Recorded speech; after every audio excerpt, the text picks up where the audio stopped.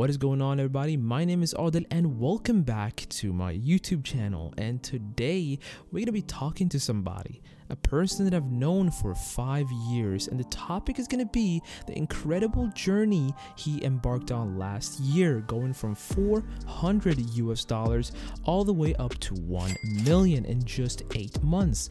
Yes, you heard right. I had the chance to sit down with him and ask him any question I wanted. So sit tight, guys, grab a drink and really enjoy this video.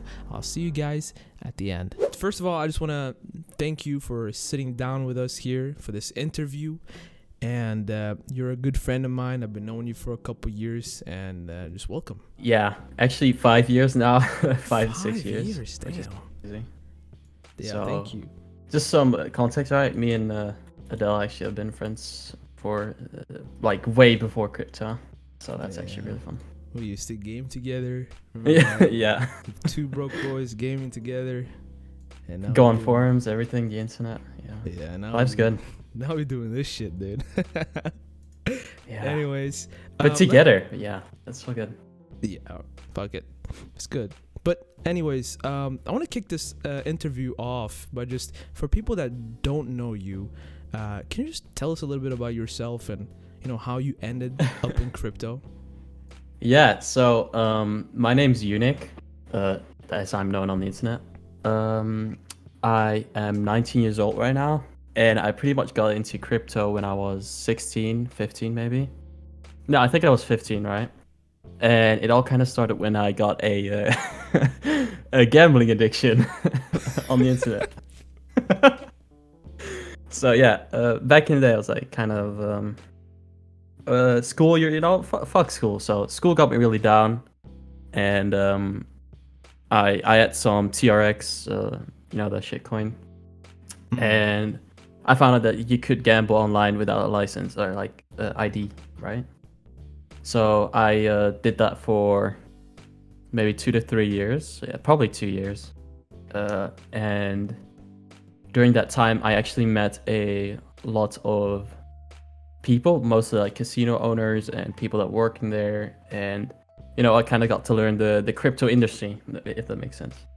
Yeah. So when DeFi came along, I think last year, August maybe, end of August, is when I really made the move to DeFi. At the moment I had like $400, yeah, I had $450 ish to my name, right? Right. And what kickstarted my investing career and like what gave me the edge over other people that just started at the time is that a lot of the people from the gambling and the casino community swapped over to the Ethereum and DeFi, so I could actually start working as a moderator in many chats and learn more about the space from the inside rather than from the community itself, which is really crazy. And yeah. All right. I kind of popped off from there, if that makes sense. Yes, only a straight from there. But we all know about this 400 to 1 million. That's why a lot of us are watching.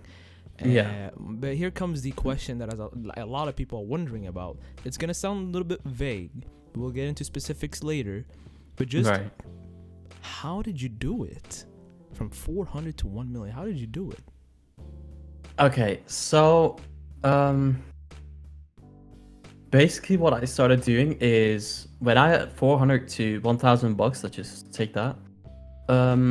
I took one coin and one coin only that I knew the community about. I knew the team. I knew everything about it, right? And this coin was Unitrade back in the day. And what I did, I would chart it every single day, every single minute, right? I would just look at the chart and look for swing opportunities. And I would swing, I would day trade that coin almost exclusively. And I built up my stack from 400 to, well, in that case, 1.72 Ethereum to around 5 to 10, right? Just day trading that coin.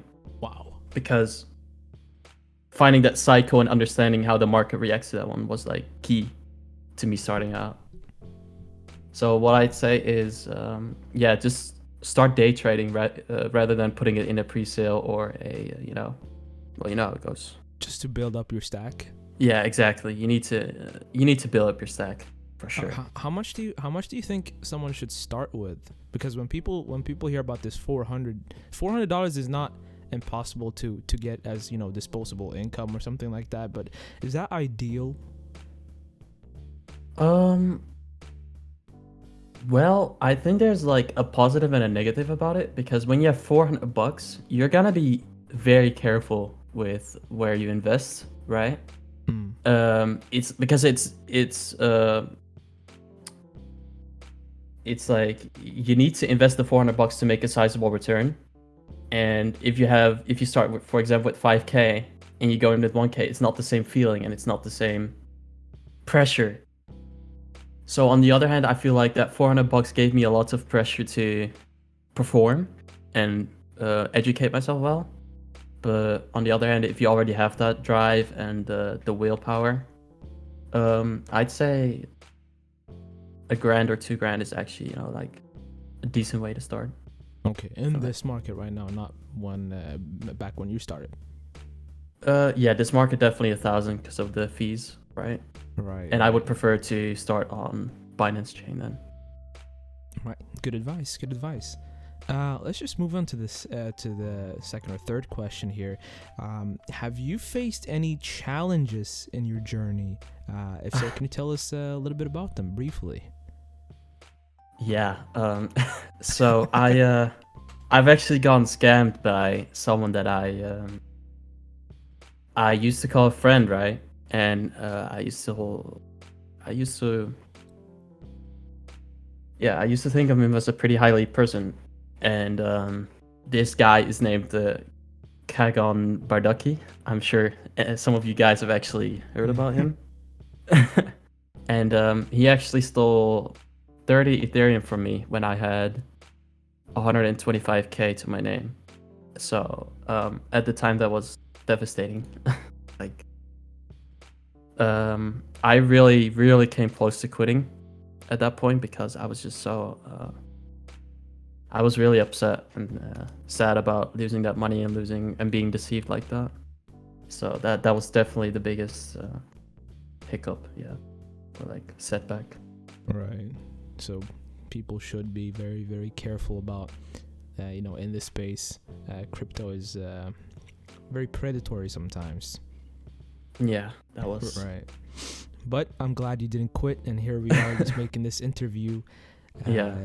So it ended up well. You learn from your mistakes. So now let's go over to the next question, and the next question is actually from a viewer named Jmon777 on Telegram. He asks, what kind of goals did you set early on your trading days? Do you still set goals? Is there a routine you've set for yourself? I feel like I need a structure that I haven't really been able to set for myself, probably because I feel like it can only happen if I'm trading full time. So that's a very, very, very good question, actually. When I first started out with the $400, I actually made a goal for myself that I would. This might have seemed ambitious at the time, but I wanted to make 180K or 200K ish, right? And I wanted to buy an apartment. So that gave me a lot of motivation to make money. But in the end, when I hit the 180K, I kind of realized that the apartment, or like that goal, was more like me fooling myself into thinking that I really wanted that. And at the time when I hit the 100K, I was like, actually, I need 500K because with 500K, I'm gonna buy this house, and this house looks sick. And yeah, same thing happened, right? I hit the 500K, and you feel like shit.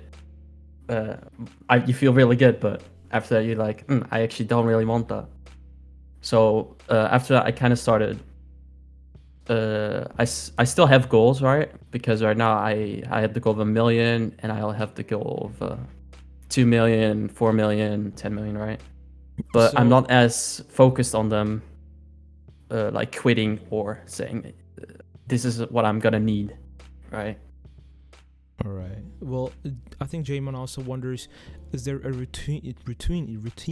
Sorry, you've set for yourself, something that you do every day, because he feels like he doesn't have one right now. A routine.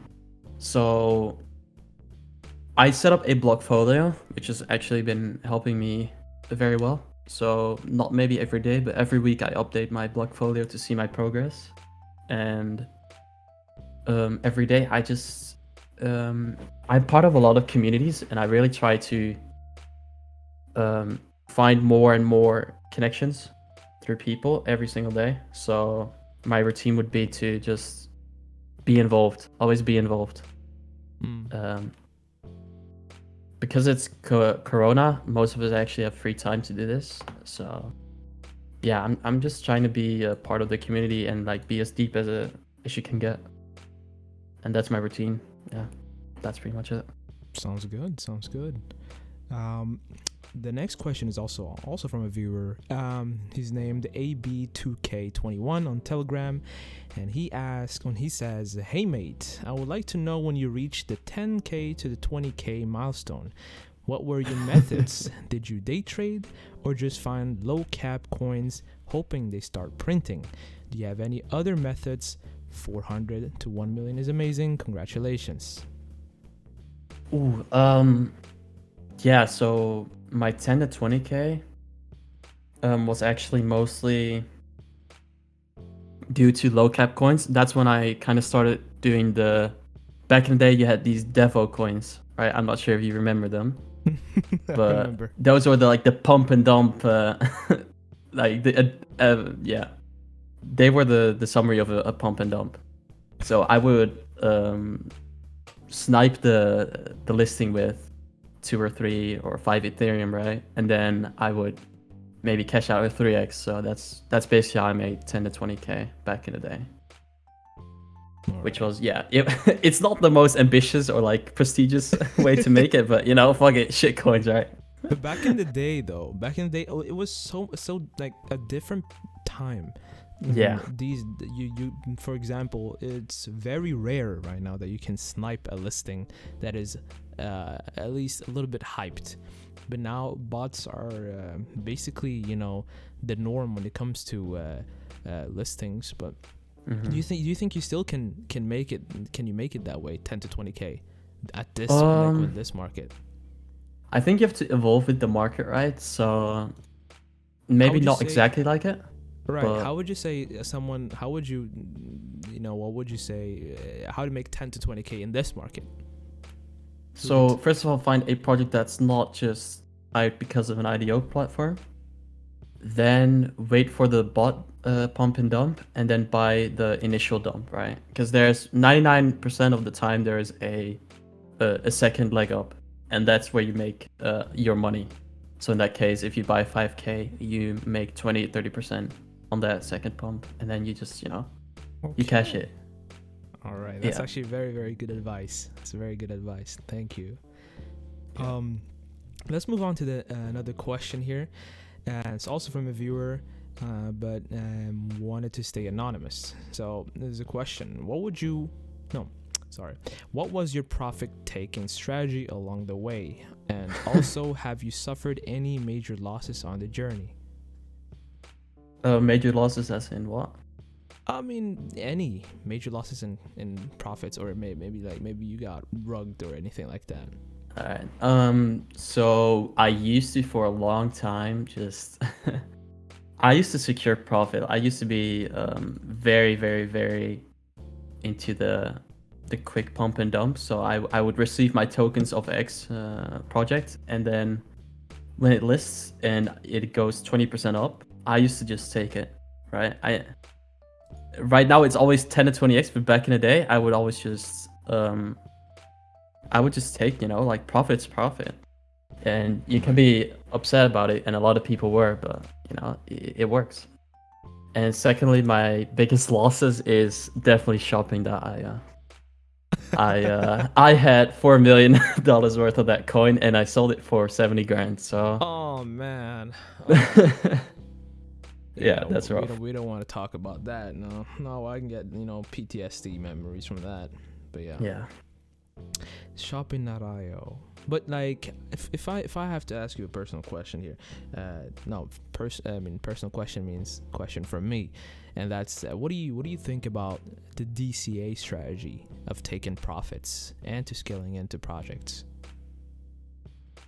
I don't usually DCA taking profits, but I do DCA into projects, if that makes sense. So Any I would buy reason? a coin, and then I still do this to this day actually. And if I know the coin has good fundamentals, I'll just wait for 10 to 20% drop, and I'll just buy more. And if it really drops like 50% from my first buy, I'll just buy a shit ton. Because I keep wanting to lower my buying, and then usually, like, I'm not saying this is the advice of a lifetime, but usually it works out pretty well, and you end up with good profits. It's in a bull market, yeah. Yeah. But any But reason definitely not with profits taking. I usually take it pretty fast once I hit my target. right? Any reason why? I like to be done with stuff and not have to worry about it anymore. Mm. So move on to the next big thing, right? I get it. I get it. But would Yeah. you say it's an okay strategy for people? Yeah, sure. Yeah, it works. Yeah, Okay. it works. All right. So moving on to the next question here. How many of your investments are based fully on your own research and came out good because of fundamentals? And how many of your investments are just pure inside info when you had an edge? Please be honest. Plebs needs to know. So definitely the inside info trading. This is, by the way, I hope the feds are not listening, but You don't have to answer if you don't want to. when I had 30 to 50 grand, I would almost solely trade based on inside info because, like I said, I was moderating pretty much every major DeFi project at the time. So I would just know everything, right? I know when the announcements were coming. I know when this was gonna happen or that, or this influencer was gonna be paid. So yeah, back in the day, definitely more, and I used to make a lot of money from that as well. So, But let me but ask nowadays, you. wait, oh, No, sorry. so So go ahead. Go ahead. so nowadays, not really that much because all the teams have gone way more professional since, and it's actually not that um it's not that lucrative anymore because like once inside info is out these days, it's usually out for most of them. It's not just me anymore. Right. So yeah, But back in the would day, you say, definitely. yeah, back in the day. Would you say that you had investments that turned out really well just because of your own research and fundamentals? Yeah, definitely. Yeah. For example, one example is Yield app. Definitely was a fundamentals. I just looked at it and was like, this is undervalued as hell, and yeah, I bought a lot of it and made a lot of money. Same with Unimax. Like all these coins, you just gotta look at fundamentals and then competitors and then see the market cap, and then make a decision, right? So I like coins that have competitors, like big ones, but are still kind of under the radar, Mm-hmm. and that's how I find these. Yeah. So what do you Decent think projects. about Decenter, man? When you're on that topic, what do you think about Decenter? And I'm a huge fan of that. And its competitor is what is it? At 200? Yeah, 2 bill. $2 billion market cap, and Decenter is at what? 20 less maybe. What do you think about that? Yeah.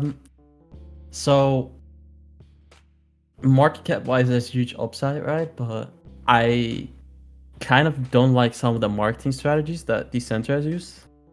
For example, there is a graph going around where it's comparing Brave browser against Decenter, right? And it just spreads a lot of misinformation and like it's not true at all. Like there is a crypto wallet in Brave browser, there is a VPN in Brave browser, there's like all these things are, and Tor is also supported in Brave browser. So, and all these things are like not supported. I'm like, okay. I Yeah, see. so Could that maybe have been implemented recently for those who no, doesn't no, know? I've used Brave because this is a funny story. Back in the day, how I started with my internet money and how I started with money to gamble is I used to install Brave browsers on all my school computers and library with my referral link, and I made like a couple $100 every month just going around. It was gold. It was Genius. absolute gold. Yeah. Yeah, Okay, I that was might have fun. to cut this part out of video because I don't want to fund my own investment. No, I'm just kidding. I'll keep No, this but here. I definitely think Decenter is cool because it has a really active community, right? Right. And So it has a lot of potential. But hey, yeah, hey, sure. okay, let's not make this about my investments. I don't want to shill anymore. But let's just go over to the next question. Shlekistan asks, "What would you say the most important trait has been helping you achieve what you have? Was it a combination of everything, or was something like perseverance especially important?" Mm, can you elaborate on perseverance? Well, like he's basically asking like what traits like I don't know if it's like mental traits or Oh, any mental traits that you traits. had that you know. Yeah. So turns out I have a thing called hyperfocus, which is a part of autism, and yeah, I'm an official Pepe. Uh, yeah. So turns out what that basically means is that I can do one thing or be very interested in a thing and fully focus on that for months or every single day for 24 hours long, right? So Right. I think that definitely helped me. At the time I didn't know I had that, but yeah, it just if you're not interested in the market, you're not gonna feel the same, you're not gonna feel connected to it, and I think it's a huge trait to actually enjoy what you're doing and be interested in it rather than do it for the sole purpose of making money, right? Right. So basically, love what you do and results will come. Mm, yeah, love what you do, but also take the time to do it properly. Right. Yeah, All right. definitely. Thank you for that answer. Now going to the last question here. Just very you don't have to you don't like I know people are a little bit uncomfortable answering these questions because they feel like they'll be responsible for other people's actions, but very vaguely, what advice would you give people that just now are getting into crypto? Do not FOMO. Do not have a fear of missing out. Take your time to become familiar with how it all works. There's actually a friend of mine who had 20 grand and he was just starting out, and he got so overwhelmed by the speed and the community of this market, and he pretty much lost it all by aping, right? Like that's what it's called. He would just ape into the next coin and that coin and that coin and that coin, and he would hold and he would hold and it would dump, and he didn't look at charts and stuff. So definitely take your time. Like I know a lot of people think this bull market is gonna go away, but money opportunity will always be there. That's not reliant on it being a bull or bear market. So yeah, take your time to become familiar with how everything works before actually, risking all your money. Right. That's FOMO. Yeah. All right, Unic, that was the last question. Any message you want to send out to anybody? Your last words on this interview. The My floor is last yours, words. man. I don't know. I just want to say, you know, this community has given me a lot, and it goes way beyond just the money, right? I think we should all take some time to appreciate how much fun this is, and it's like one big office with a lot of people that are just friends, and you know, um, I think that's really something beautiful, and I've never really had that before in another community. So yeah, just wanted to say thank you to everyone. And thank you for being in this interview, man. I really appreciate you taking your time. And, you know, we've been talking about this for a very long time. And finally, some people that wanted to ask some questions, now hearing it verbally from the man himself, went from $400 to $1 million and beyond. Hell yeah. I appreciate you being on this interview, Unic. No worries. Thanks for inviting me, man. Thank you, man. And I'll see you around. If you guys want his socials, he has a Telegram channel. I will leave that in the description below. So you just click on that one. It's very, very good content. And he gives alpha on many, many up and coming projects and current ones as well. I appreciate you being here, Unic, yet again. And I'll see you around. All right. See ya.